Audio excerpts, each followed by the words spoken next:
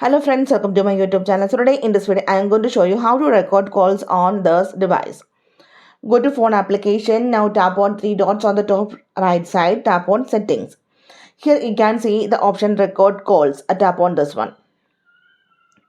Just enable auto record or manual record. Here you can see the option auto record calls. If you tap on this one, turn on this option. So after turn on this option, you can see some options. If you want to record all calls, tap on the option all calls. If you want to record calls with the unsaved numbers, select this one. If you want to record calls with the specific numbers, select this one. If you select this one, here you need to enter the record. You need to enter the number. If you want to record all calls except specific numbers, tap on this one. Here also you need to enter the number.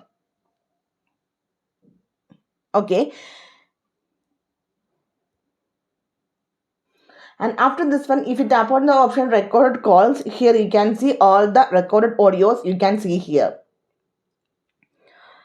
Okay. So simply in this way we can record calls on this device. I hope you guys enjoyed this video. Thank you for watching. Thank you. Bye bye.